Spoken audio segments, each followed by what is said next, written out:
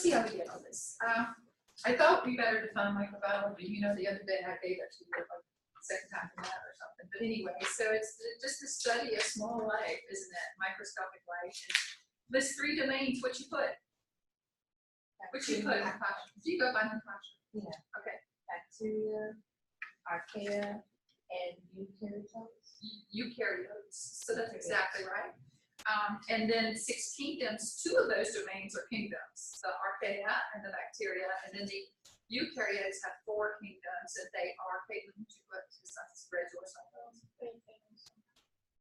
Plants, yeah, plants, animals, fungi, and protozoa, right? Or proteins, right?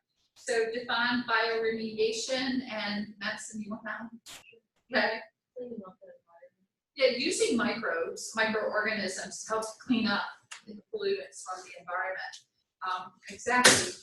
And if you want to stop and comment something, just get my, just jump right in. But what's the function of Lactobacillus acidophilus in infants?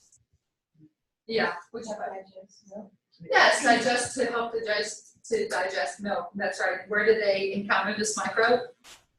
As they're moving through the vaginal birth canal, the birth canal, right? So, how old is the planet? What did y'all put? How old is it? 4.6 billion. Yeah, so you put 4.6 billion years, right? And then how long has there been life on the planet, approximately, that we think so far? 3.8 billion years. There's evidence to support 3.8 billion. We just haven't found any evidence to support it earlier than that, but that's the evidence that we have in science. And then the next was, what's the term that we use for true nucleus? What did we say?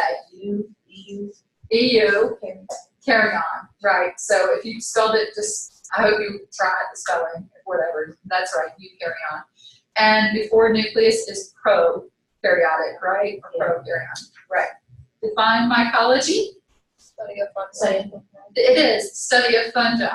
And then define virology. Study of viruses. Study of viruses. And then pick any genus. And this was a weird worded question. I hope y'all figured out what I wanted. I really just wanted you to say that the genus is capital. It's the capital letter, so you wrote it like, and actually all you have to really do to see it written correctly was look at Lactobacillus acidophilus. I had written that correctly. So the genus is capitalized, and some of you wrote like Escherichia coli, and then you wrote it correctly, so it's fine. But the species is always what? Lowercase, and if you can, you would italicize, or if you don't have that, then you underline, right? The word, and you know that that's the correct way to write the name and species, the genus and species name. That's kind of all I wanted. I hope people got that. Was this fair? It's okay, and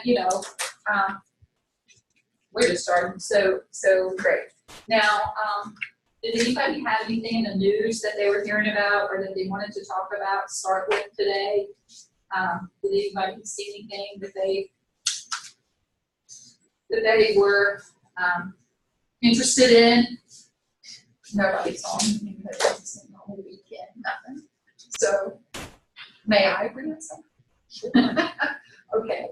So it's in the Richmond Times today, the Richmond Times paper today, and sorry, I'm not exactly sure what section, but they're talking about, you have a right, in a democracy to do certain things. And one of those things that was being discussed was immunizations. And I think part of our conversation was that we said we get that before antibiotic use and discovery and use and before immunizations, you had about a 50-50 chance that your child would make it to 5 years old. Did I tell you all that?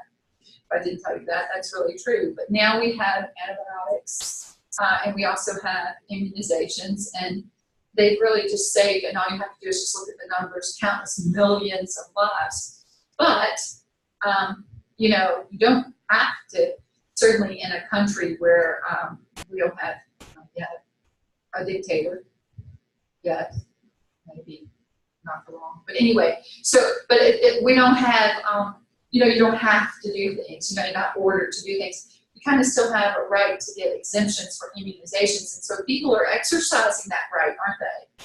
So we want to a couple of things I want to talk to you about, because this was talking about it. And it really sounds legitimate when somebody says, well, you know, I decide to protect myself, and then I don't really care if my neighbor doesn't protect themselves, because that's on them, the risk of dying, right? So this is what was the opinion that was being put out there, that, you know, we can't dictate what other people do, but we can protect ourselves and then just let them do what they want to do. Does anybody see any sort of issue or problem with that you can think of? Because y'all are all knowing that we're having outbreaks in this country of like measles, mumps, and some other things that we have not been seeing in decades. And it's because people are opting to not get immunizations for whatever reasons they have.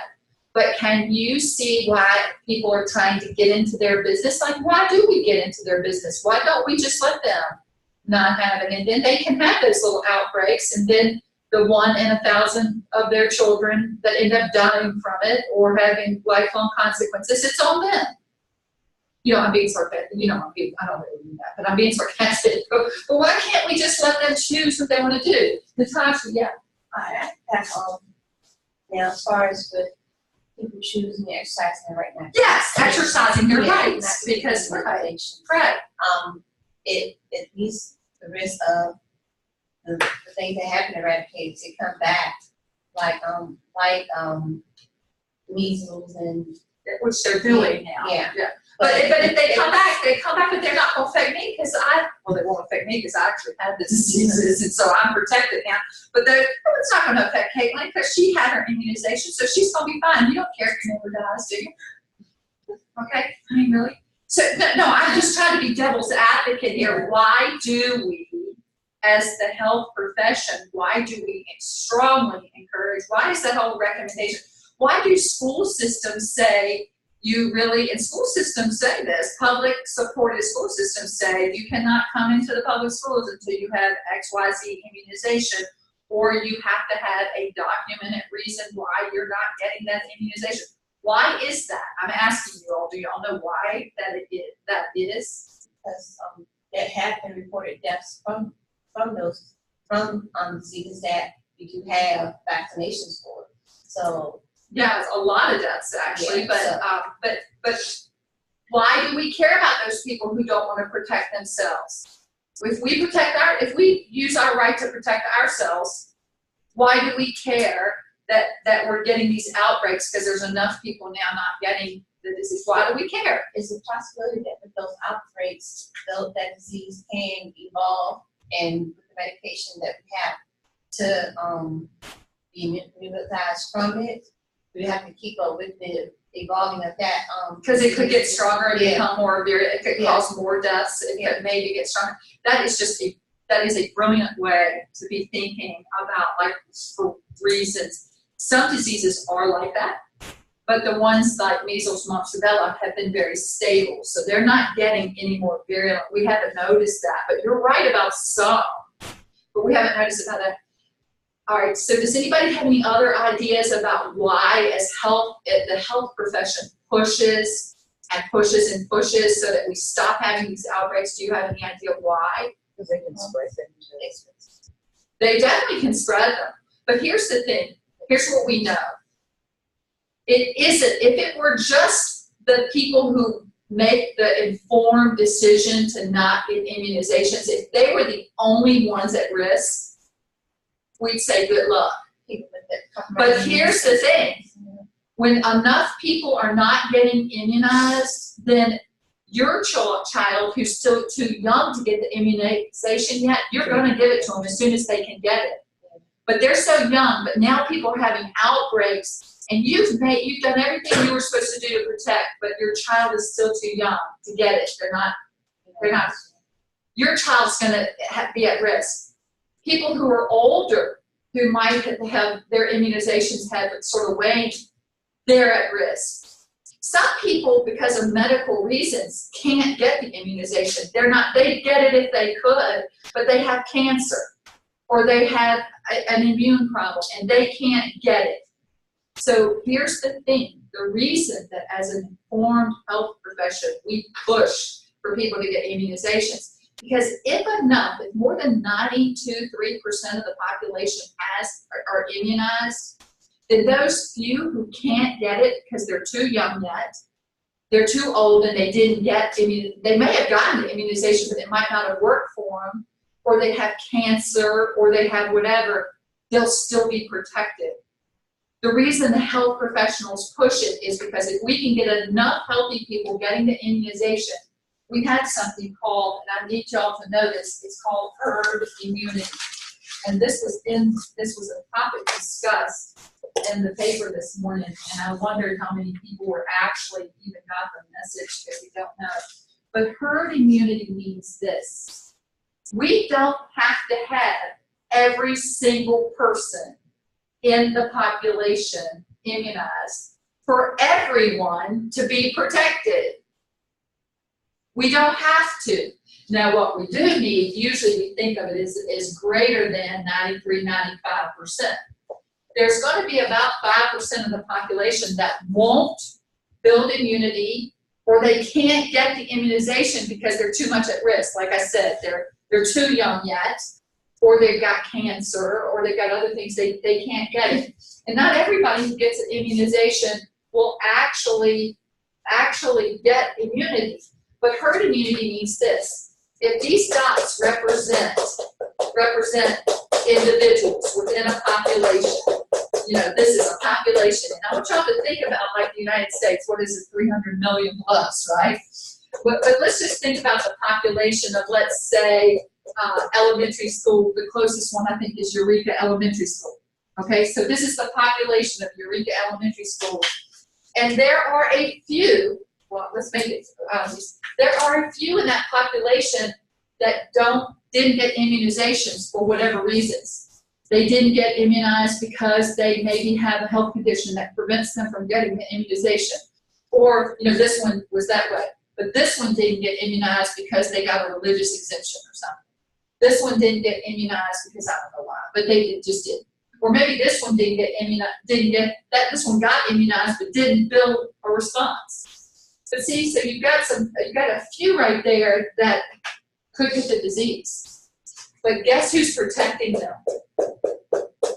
from getting a virus coming in? All the ones that are immunized. They have, these little three had what? Because the herd's protecting them. Do you get what I'm saying?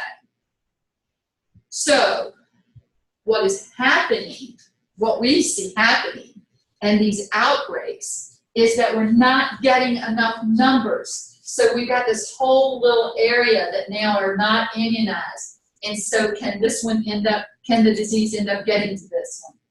Can the disease end up getting to this one because these aren't immunized either, right? So this is why in any public health around the World Health, by the way, write down WHO. That stands for World Health Organization. The World Health Organization that has representatives from most of the, not just developed countries, but even developing countries. They're representatives that include physicians, scientists, all kinds of people. The World Health Organization is pushing immunizations to at least enough that we have what? Herd immunity. But what we're seeing is people are opting out, and now we're getting outbreaks again.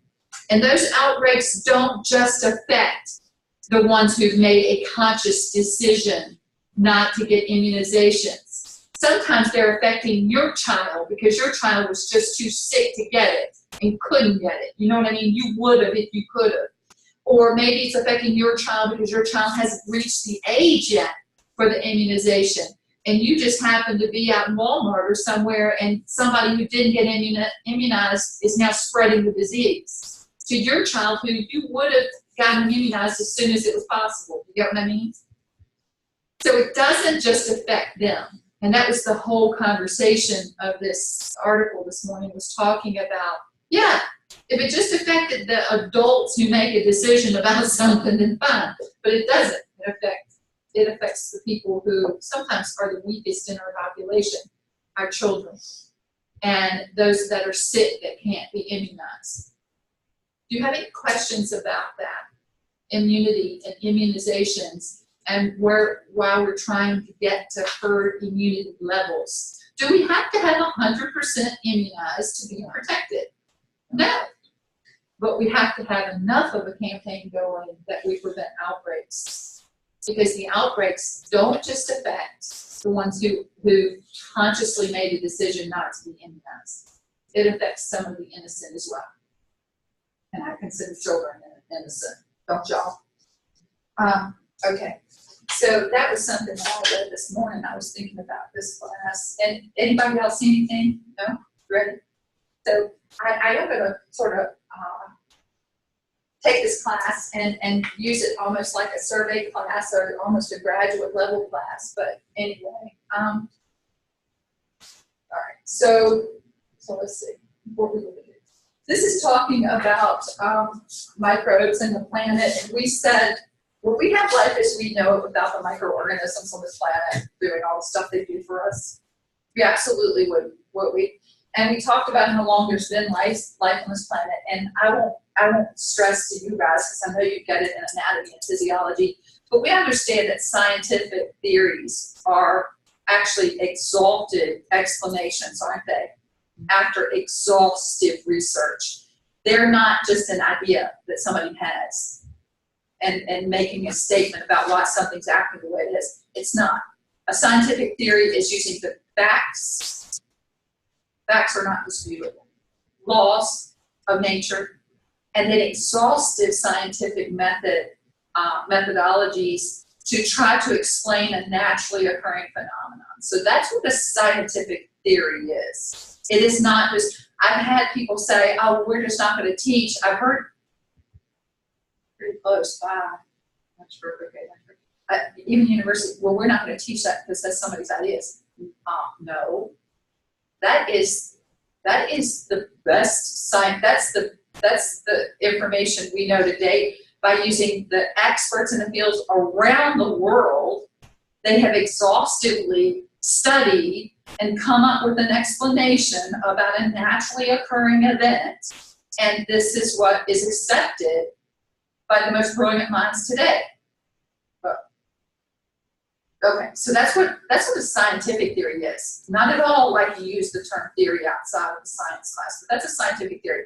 So some of the scientific theories we think of is the cell theory, right? The cell theory, and then also the theory of evolution. That's a scientific theory.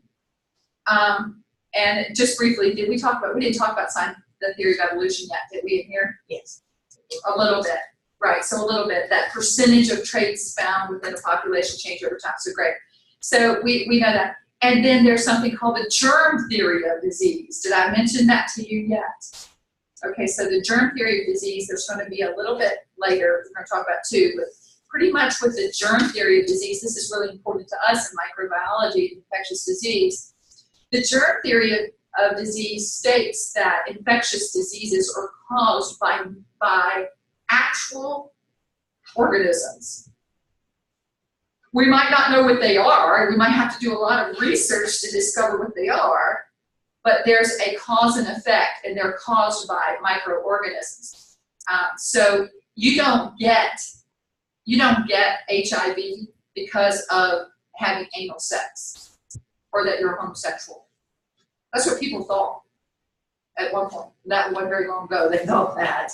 Can you get HIV as a fetus from your mother and crossing the bloodstream? Can you?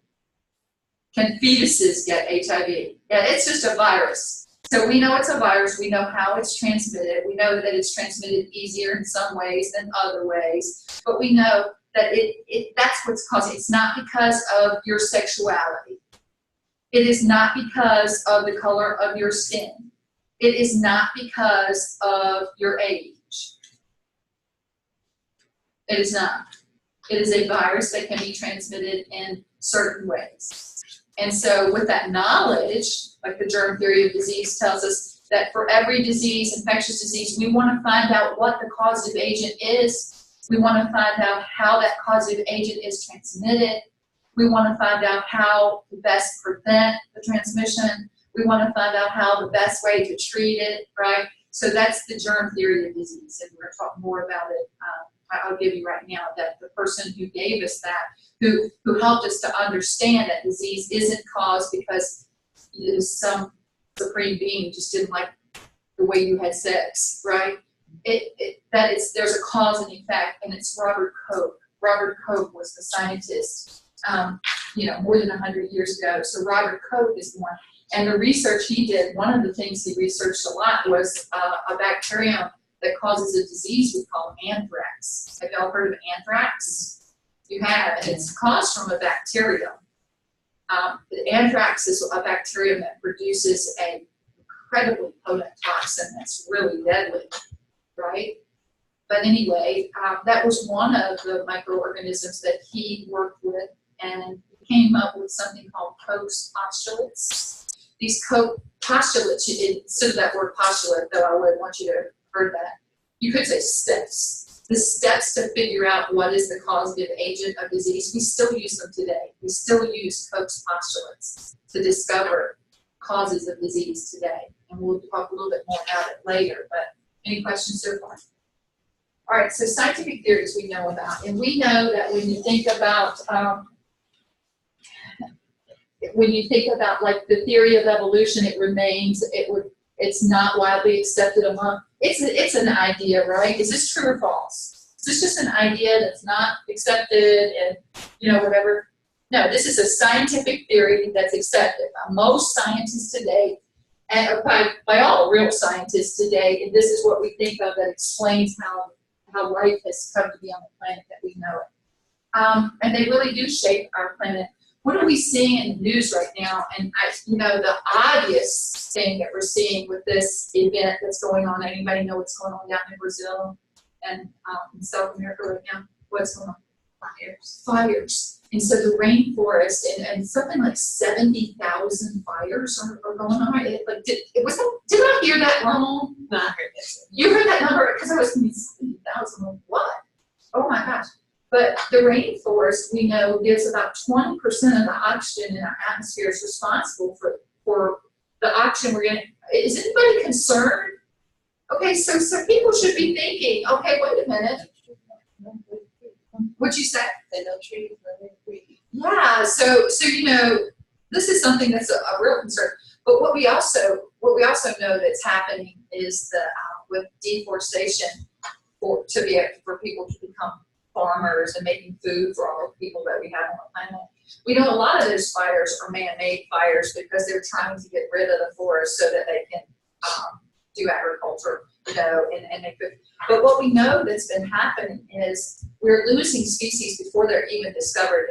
And you have to wonder, like, is there a species that we're losing that might be a plant that's the magic bullet for, like, let's say cancers, or the species. Or is there a species, because with all this fire, we're not just losing trees, are we? Because you understand that trees can't exist without the lichen that are on trees and the bacteria that help with the root systems and the whatever and the fungi. We are all interrelated, aren't we? And so really what is going to be interesting and hopefully not awful to hear about is all the other stuff that's going on and what we're losing, and just the worry of of that as well. So, honestly, I know I forget who it was. I think it was Winston Churchill, but said that, as far as social things with man, we have these pendulums that swing.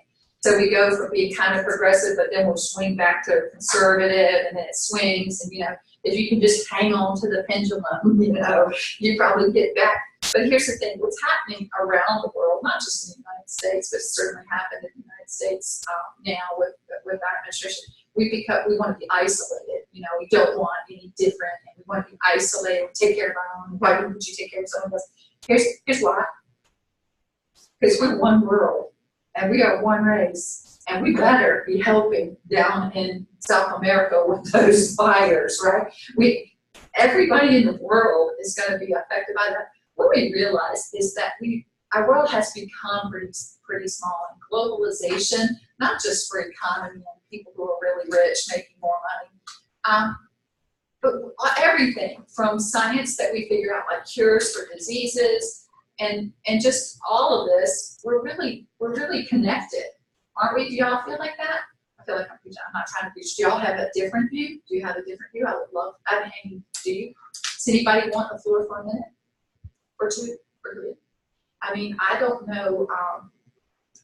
I don't know what the answer. I think they've sent the military, right, to try to help fight these fires. But I think other countries need to be sending aid and support too, because this is all of us. It's the same thing when their missile.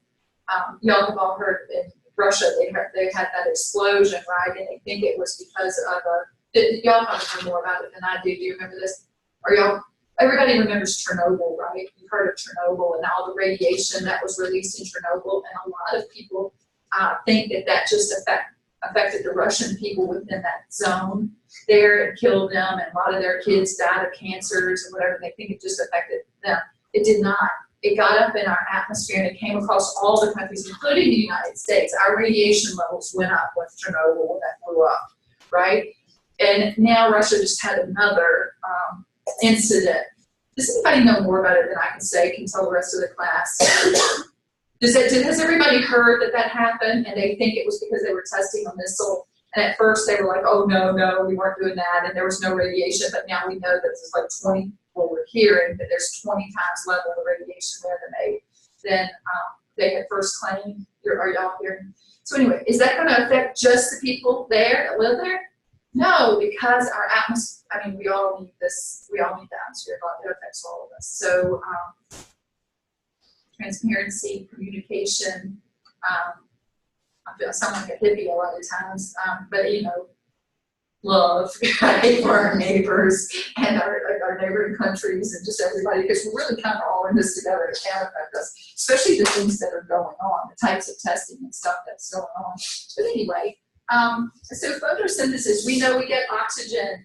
We know that nitrogen cycles, so getting nitrogen back into the cycles. We know the water cycle. All of these things are just so important for all of us to live the way that we are living.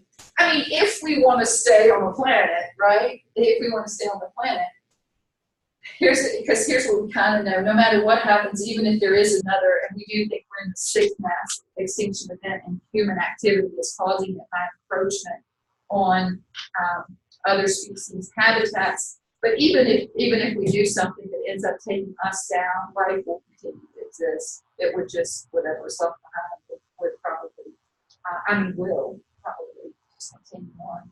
Anyway, so we're continuing on. Does anybody have any comments they want to make?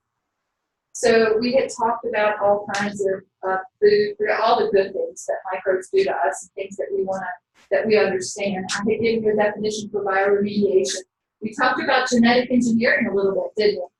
And we said that through genetic engineering, we can take human recipes for like insulin and clotting factors and those types of things and put them in microbes, that microbes can make them for us and make them much, much safer.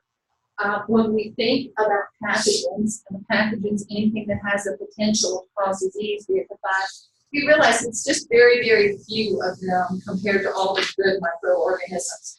But I know that doesn't sound like a few, but anyway, it really is compared to all the others. But the ones that are there, there's some that can cause devastating diseases. And so again, through the World Health Organization, through another organization that the World Health Organization deals with intimately, called the CDC. And I want you all to know the CDC stands for the Centers for Disease Control. Centers for Disease Control. We know that the Centers for Disease Control is an American-run organization that works hand in hand with the World Health Organization.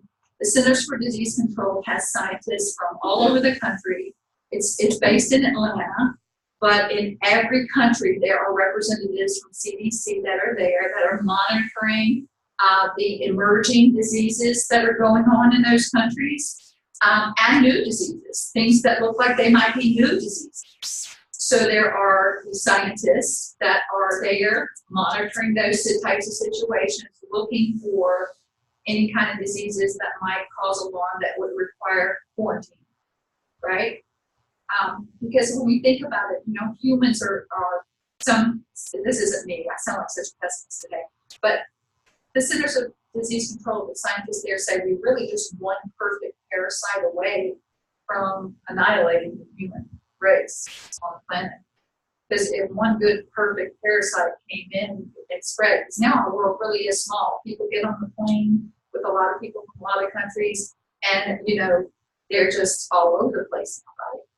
And in a matter of hours, you have potentially spread something that after that it's going to be a really hard thing to quarantine. So anyway, with that depressing thought, let's just move on to this. But the Centers for Disease Control works intimately with the World Health Organization, trying to come up with plans and with practices that are going to help to quickly identify diseases that are happening, epidemics, pandemics, those things, and then, if needed, quarantining, right? Quarantining. There's only one disease, and I'll talk about this right now. There's only been one disease for humans that has been eradicated. Does anybody know what disease that is? Smallpox. Smallpox. Smallpox is a disease that is actually from a virus. It was from a virus.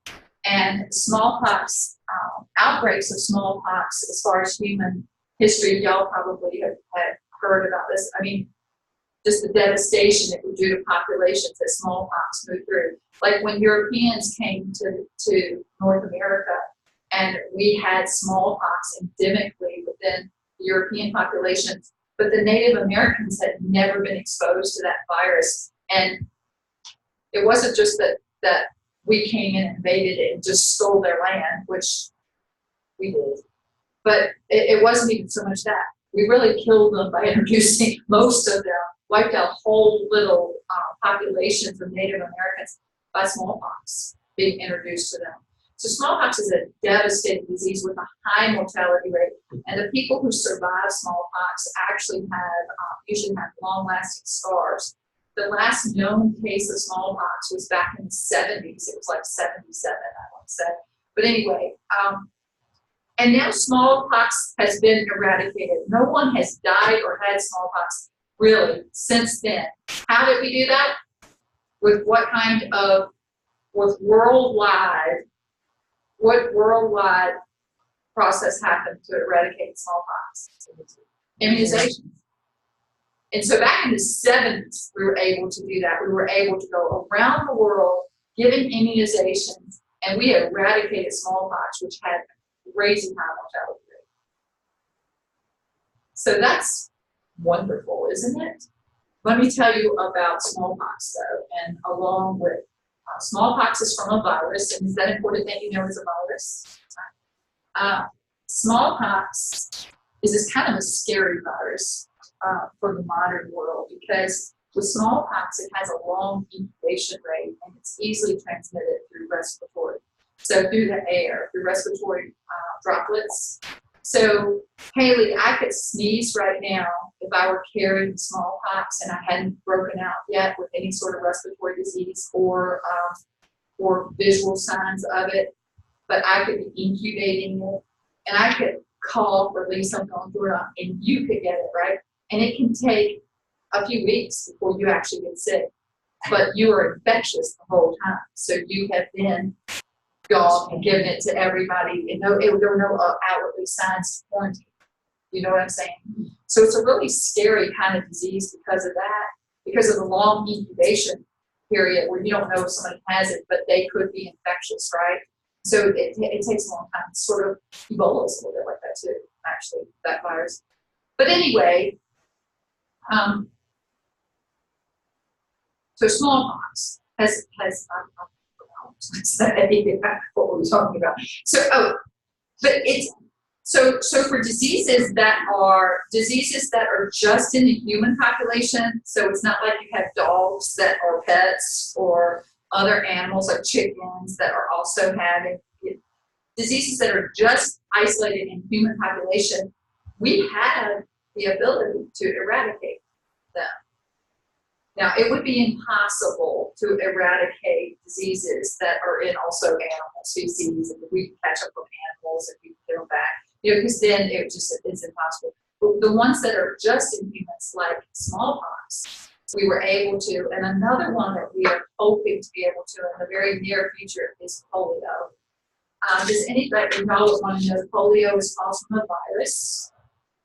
And people, all of you all have probably been immunized polio. You had your little polio immunizations, and if you have children, they've had theirs, right? But polio, there's still some outbreaks in certain pockets of communities in the world today, but they're hoping to be able to eradicate polio from the human species. Now, the Bill and Melinda Gates Foundation, along with the World Health Organization, they have gotten really close over the last decade a couple of times to completely eradicate polio. But then there would be a country that didn't trust the healthcare providers to come in and immunize their children, so they wouldn't let them come in, and there wasn't enough herd immunity that an outbreak happened, and then it spread across borders. And so we don't have it yet, but it would be a beautiful thing if that happens in the near future. It would take communication, wouldn't it? It would take trust and communication.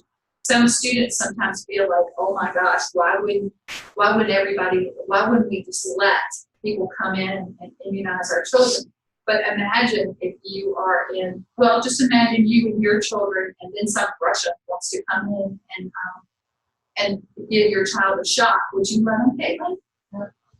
No, you'd be saying, well, what? You don't know what they actually do. Exactly. So there is this distrust, and it's actually pretty amazing that smallpox ever got eradicated.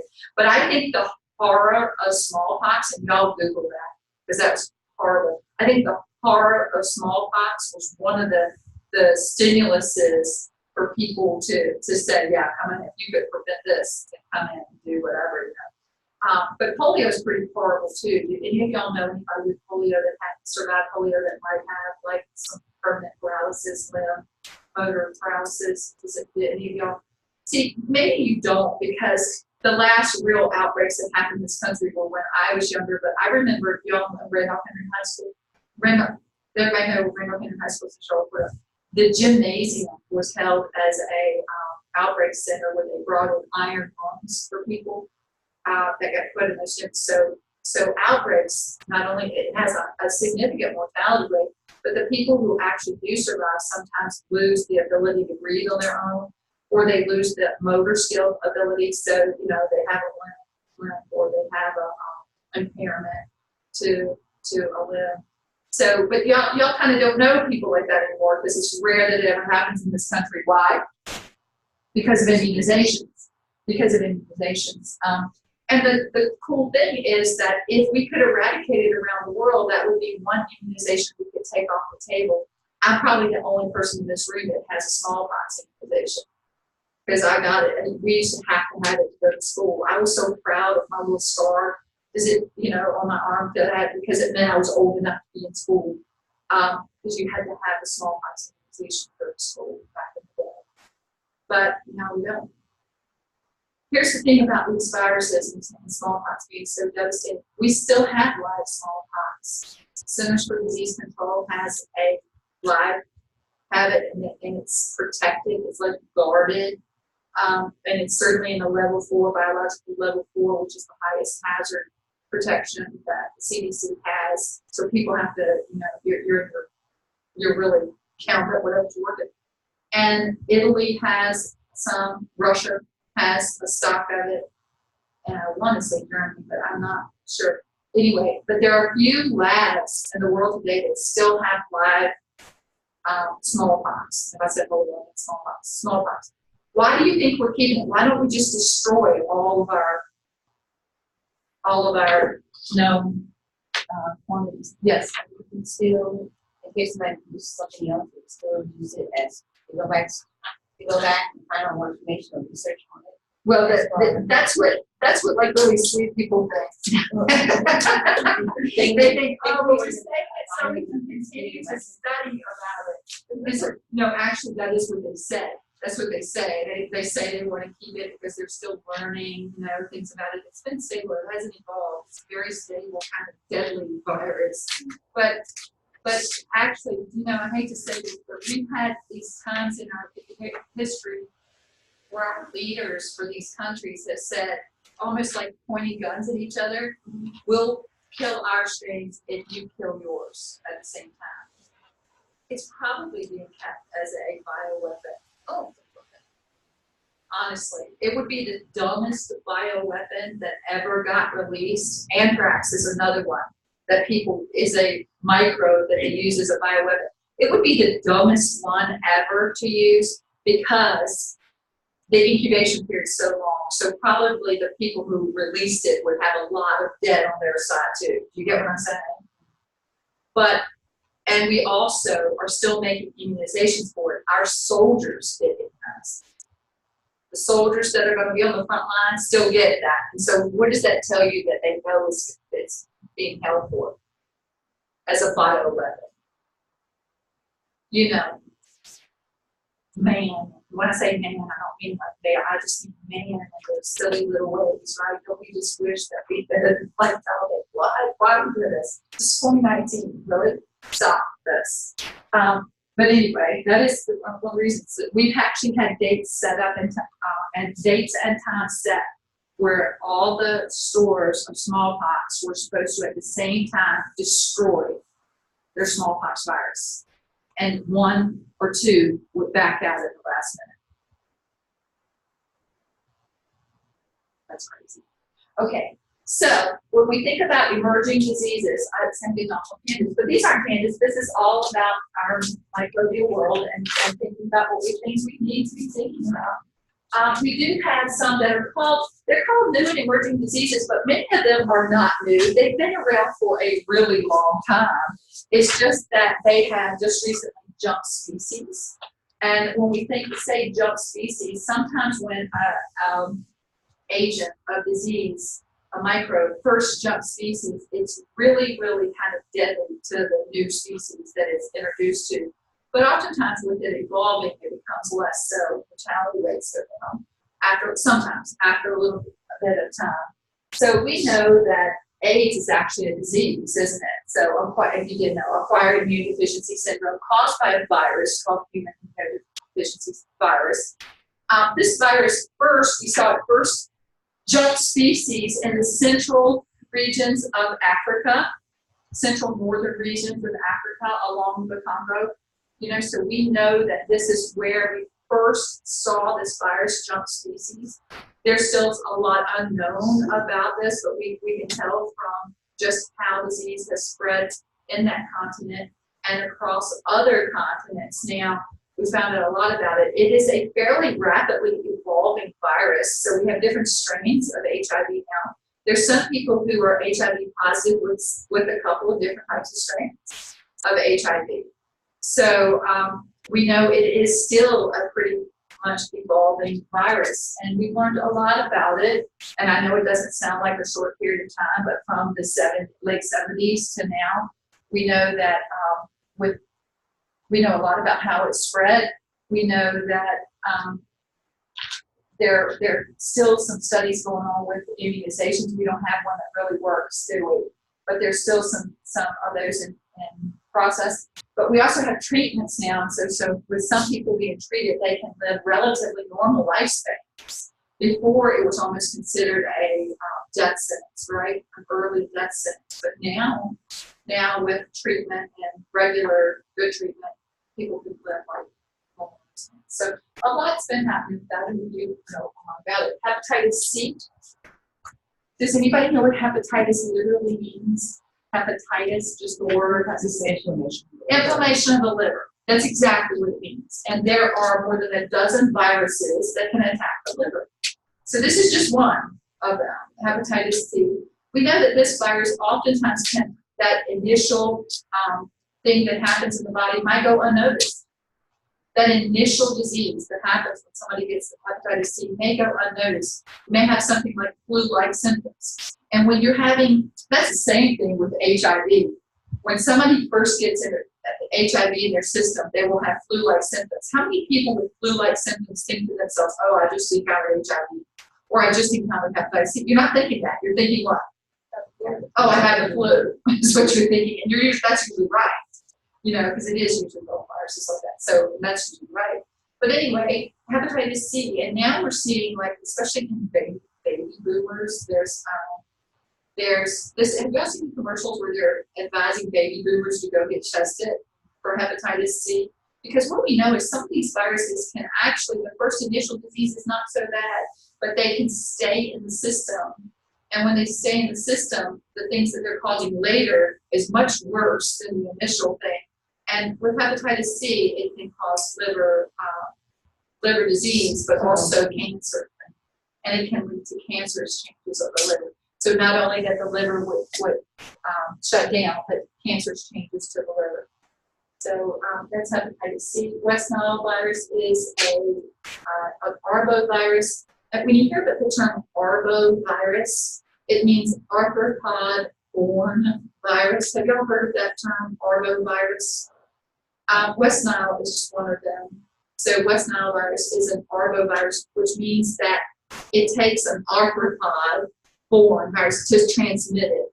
And does anybody know what the arthropod is for West Nile virus? Mosquitoes can do West Nile virus. There have been, well, whatever, just so you can just put that, but that's what that means. And so tuberculosis has been around forever. Anybody who loves like literature knows that you've read about wasting diseases that they used to call it consumption. Have y'all ever heard that term, consumption? Tuberculosis is a disease that is caused from a bacterium. The bacterium is called Mycobacterium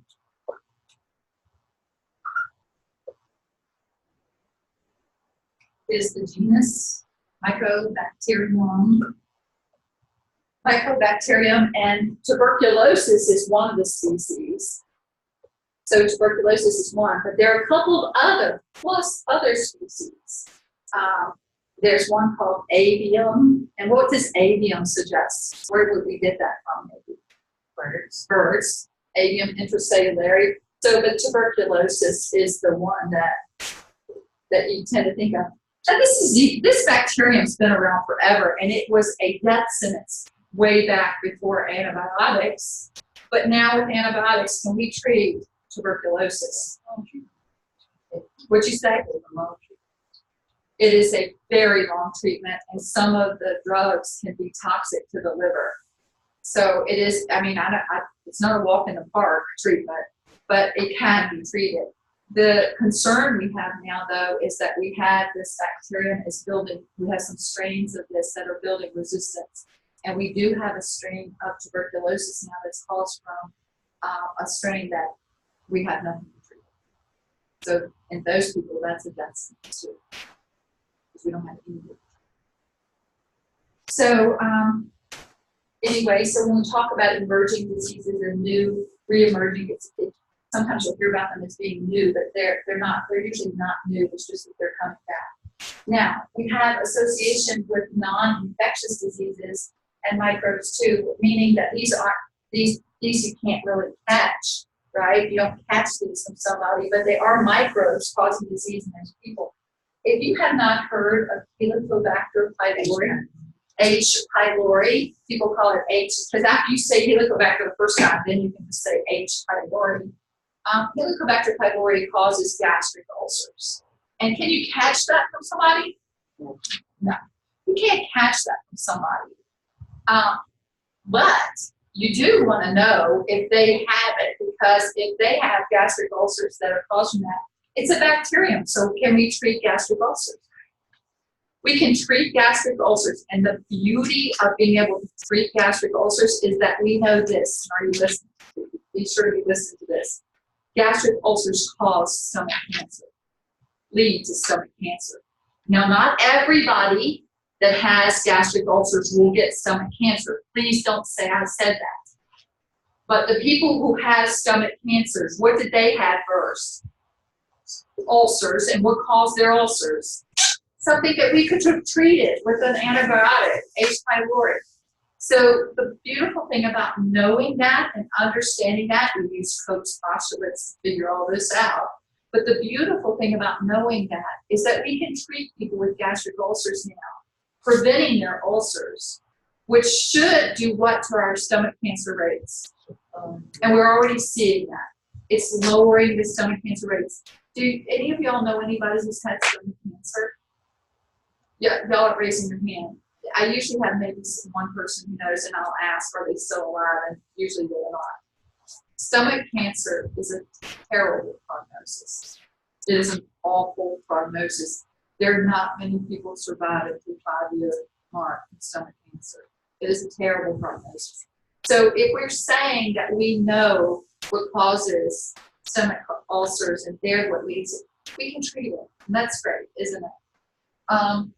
So anyway, we also know that there's certain cancers associated with bacteria and viruses. Which one can, well, I just mentioned one virus that leads to liver cancer. Which virus was it?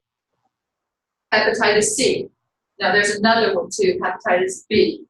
Hepatitis B is also they don't for sure lead to it, but they can. This is why we need to know when people have these viruses, and we try to eradicate the virus from the system. Many viruses, once a person has them, will kind of lay dormant in their system. So anyway, what's another cancer that you all know that's very, very, actually, it's one of the leading causes of cancer deaths in women that you all know that is caused from the virus exposure? Yes. You're right. You're right. You got I'm it. in the right area. Yeah, you got it. You got it. But it causes cervical cancer of the uterus, cervical cancer of the uterus, and it actually is the HPV. So write down HPV. It stands for human, and you can Google human papillomavirus. Now there are more than 100 of these viruses in this family of human papillomaviruses, and there are more than a dozen that can be transmitted oral genitally, right? And there are a few of those dozens that can lead to cancerous changes. So what's the beauty of learning about all this is that we can then research and try to figure out how to what? Treat. Well, actually, even before treating, we can do what? Prevent. So now, is there an immunization against some of the most virulent strains of HPV that can cause cervical cancer? Yes. And it is recommended for young boys and young girls at pre-puberty. Because at puberty, they're already so at puberty, right, to get the immunizations to protect them against these viruses, very, very common. HPV, those strains that cause cervical cancer, can also lead to oral, so mouth and neck cancer, and penile cancer, so of the penis. So these strains can cause all that. So we're thinking a lot now the oral cancer and throat cancers. When people have those, it's often HPV that's caused that exposure. So somebody might have been told, now listen, when somebody gets an HPV positive result, they're not to like panic and think that they're going to get cervical cancer. It's not the case. Many times we know that person will just resolve and it will cure and it will go away itself. We know that. But we're trying to prevent those ones that we do know that later can actually lead to the cancerous changes, right? So this is all really, it's all really good that we understand. Any questions about that? All right. Okay. So we do know about certain ones. We also know that schizophrenia, and do you all know right here's what schizophrenia is? It typically is a mental health disease that occurs typically in young adults, is when we see the onset of schizophrenia. It's in young adults, and it can be kind of sudden, this onset. We see it more often, and why this is, I don't think I've ever read the evidence of why this is for sure, but we see it in higher intellectual people who have higher intellectual capabilities. We see it in higher socioeconomic oftentimes. And it happens in that young adult age, that we see from 18 to 28 to 30, like the onset. So these people are, and people had the word crazy should never be used, not in any kind of science or medical, or not, it shouldn't be used. but this is a mental health disease where the parts of their brain that interpret sound and interpret vision, because you don't see with your eyes and you do not hear with your ears. These are the receptors for sight, receptors for sound, but you process those and actually hear and see with your brain.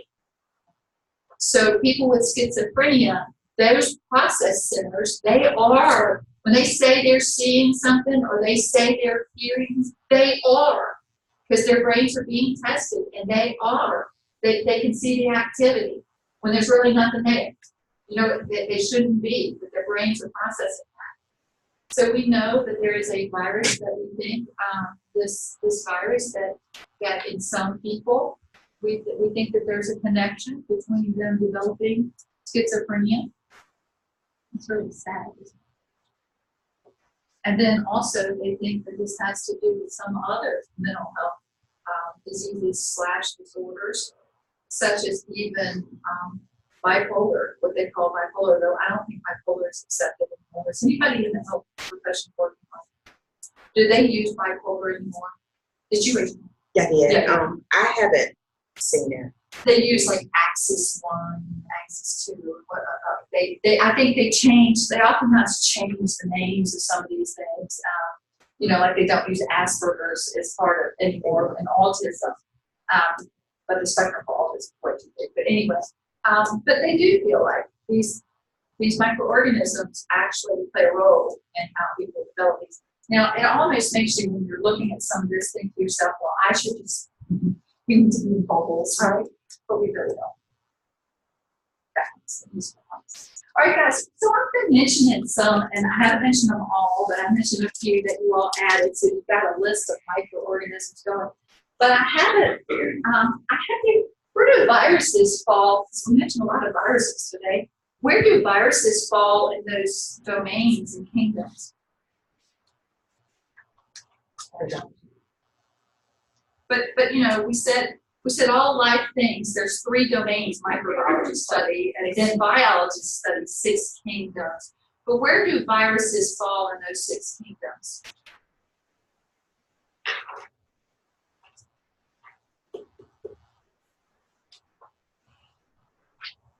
Where do viruses, because bacteria, obviously, the bacteria we talked about fall in the bacteria kingdom, right? And we said the archaea are just those really like resistant, those really hardy things that don't cause human disease. None of the archaea that we know of cause human disease. But the bacteria that we've talked about fall into that kingdom. And we'll talk about fungi that cause disease, that'll be in that kingdom, right? And proteins, we'll talk about. Well, where do viruses fall? Huh? Eukaryotes have a true nucleus, and there are 4 kingdoms: protists, fungi, plants, and animals. So which of those kingdoms do you think viruses will fall in? It was a trick question. Let's see all more about that now. But no, let me say this. We don't think of them as being alive. They're not alive. They're not in those kingdoms. Viruses don't, there's some viruses that don't even have DNA. Actually, some of the most deadly viruses we know don't have DNA. They're just a little nucleic of RNA strand that's wrapped in a protein sheet, and they can wreak havoc. When we think about something being alive, we said that living things can divide, can't they? Bacteria can divide beautifully. Actually, they're really efficient. And need very little to do it. The archaea can live in places we didn't think life could do, and they can divide.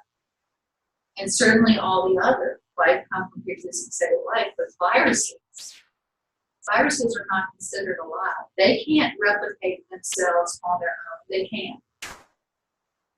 They can't do anything. They can't extract energy from their environment the way we can and turn it into useful form of energy to do work. They don't even do work. They don't. Viruses don't. Viruses, and this is a little introduction for you, viruses are not in those domains of life. They're considered either active or inactive. And viruses are classified by having a DNA information booklet, or an RNA. They don't have both, they have one or the other. And they can't do anything on their own. But if they get inside of a living cell, can they wreak some havoc?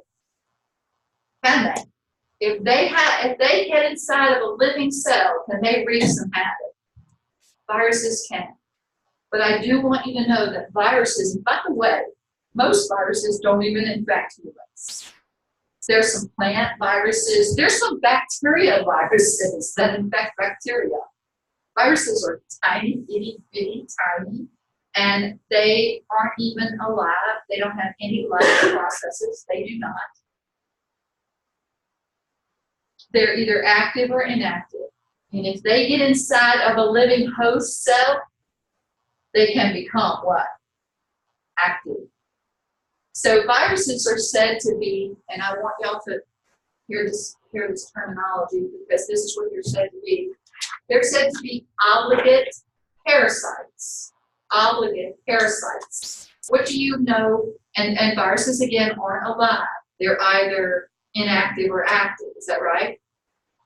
And there are many viruses that cause no harm to humans. Actually, there are way more viruses than there are anything else. And they cause no harm to humans. But there's some viruses that are devastating. We mentioned some today. Smallpox, polio, didn't it? I talked to you about Ebola that has one of the strains had 90% mortality rate. So I taught hepatitis C, hepatitis B, right? Those are viruses that can cause disease.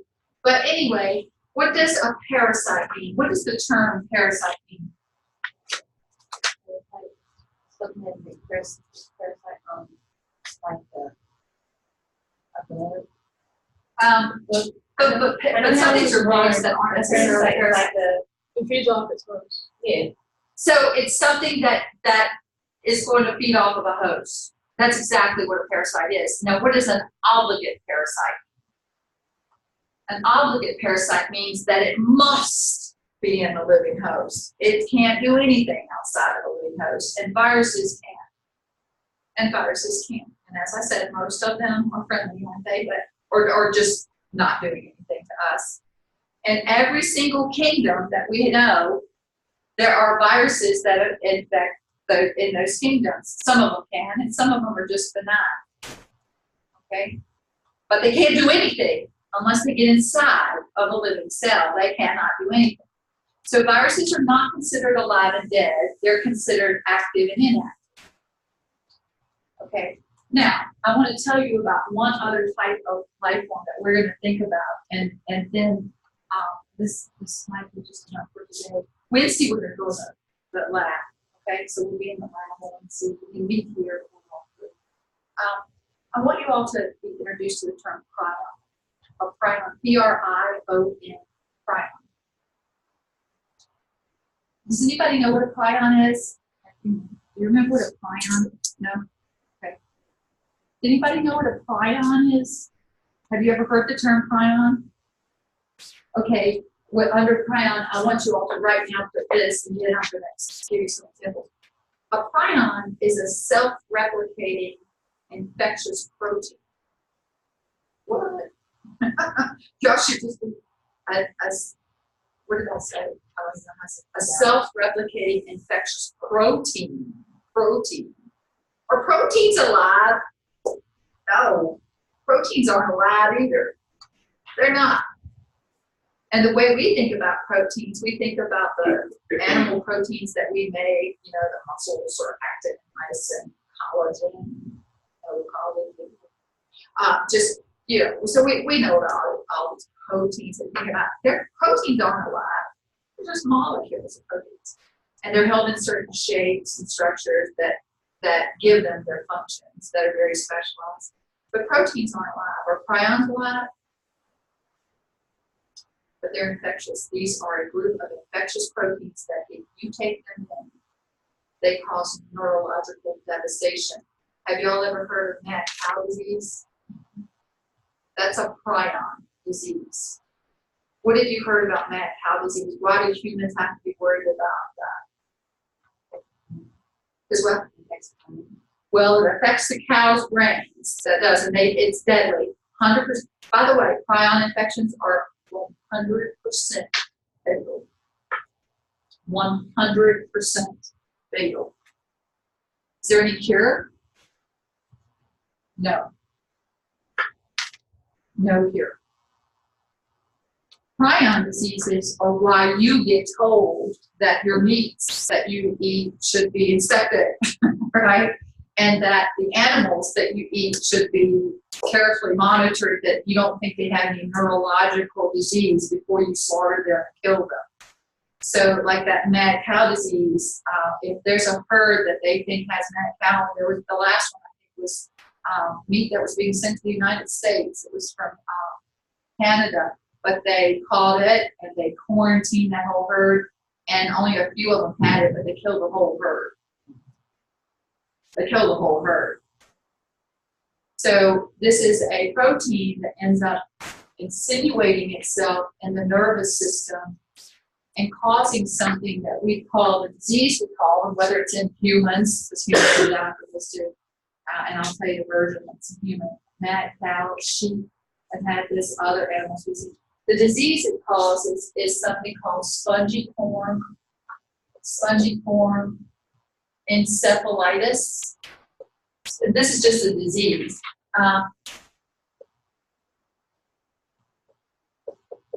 Does anybody know what that means, the encephalitis? Inflammation. Itis always means inflammation, doesn't it? And of the brain. And what do you think spongiform means that inflammation is doing to the brain, turning it to what? Turning it into holy looking sponges. It becomes literally massive areas that have been eaten away. Spongiform encephalitis. This is what these prions do. There is no cure. And if you ever thought smallpox was scary, anyway, this is worse, right? So in sheep, it's called sheep scrappy. Have y'all heard of that? Mad cow disease in cows and humans. The human form of that, and I would want you all to just Google this. It's called CJD, and actually that stands for Crutchfield Jakob. It's Jacob, but they pronounce it European Jakob. This is silent disease. So that's the human form of mad cow disease, and it's a prion disease, and it's 100% fatal. It takes a while in humans, so we know that some humans can have it, and it might take years, even a decade before they end up succumbing from it. All right, so anyway, we have 6 kingdoms of life, don't we? We have viruses, and we have prions, don't we? And we know some basic differences in them. We know that of the archaea bacteria, none of them are human pathogens, are they? But under bacteria, do we have some that are human pathogens? And we've mentioned some. E. coli, what else did we mention? MRSA, that's someone resistant to that. Or Staph aureus that can be resistant, right? What other ones? Did we talk about any others? Bacteria? Clostridium difficile. Y'all should be keeping your list, making a list. Then we have the eukaryotes. We have protists, and I don't think I've given y'all a name of a protist yet. We have fungi. We have animals like roundworms and tapeworms and whatnot, and plants, And then we have viruses of ones we've started to mention our list of viruses, haven't we? And now we have this little weird group that we don't ever hope we never encounter called what? Prions. All right, so how many of you actually eat meat? Raise my hand. We all eat meat. So anyway, we do, but there is this kind of push now for us to maybe go to plant-based diets and whatnot. Just because of our environment, how much, whatever, there are a lot of good reasons. But anyway, this might be another one, the prion. I want a hamburger, I'll eat one right now.